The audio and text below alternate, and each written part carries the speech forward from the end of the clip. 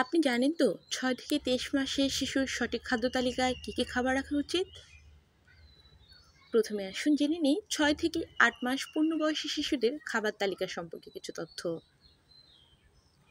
প্রতিদিন ঘরের তৈরি নরম খাবার যেমন মাছ, ডিম, কলিজা, মুরগির মাংস, ঘন ডাল, গাজর, আরও তাজা রঙিন শাকসবজি ও ফলমূল সহ হালকা তেলে ভাজা খাবার খাওয়াতে পারেন।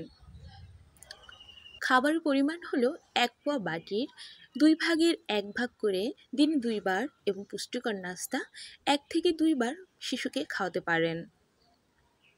৯ থেকে ১১ মাসের পূর্ণ শিশুদের খাবারে যা রাখবেন। সময় নিয়ে শিশুকে নিজ হাতে খেতে শেখান, এতে শিশুর নিজের প্রতি আত্মবিশ্বাস বাড়বে। পাঙ্গাস মাছ, সহজ যে কোনো মাছ, কলিজা, খাসির মাংস, গরুর মাংস, মুরগির মাংস, ফলমূল ও সবুজ শাকসবজি সহ গরুর দুধ ও ডিম এসব খাবার শিশুকে খাওয়াতে পারেন। এতে শিশুর রোগ প্রতিরোধ ক্ষমতা বাড়বে। আর সাথে দিতে পারেন তেলে ভাজা হালকা পুষ্টিকর খাবার। দিনে ৩ বার বাটির ২ ভাগের ১ ভাগ বাটি দিনে ১ থেকে ২ বার পুষ্টিকর নাস্তা যেমন পাকা পেঁপে, কলা, পাকা আম, কাঁঠাল, কালো জাম, কালো আঙুর, মিষ্টি কুমড়া, মিষ্টি আলু, সিদ্ধ ডিম, দুধের তৈরি যে কোনো খাবার অথবা ঘরের তৈরি যে কোনো পুষ্টিকর খাবার আপনার শিশুকে খাওয়াতে পারেন। এবার আসুন জেনে নেই আপনার শিশুর ১২ থেকে ১৩ মাস পূর্ণ হলে বাড়ির তৈরি যেসব পুষ্টিকর খাবার খাওয়াবেন। আপনার শিশুকে ঘরের তৈরি খাবার নিজ হাতে খাওয়ার জন্য উৎসাহ দিবেন। এতে শিশুর খাবারের প্রতি আগ্রহ বাড়বে এবং তার খাবার খাওয়াও পরিমাণ মতো হবে।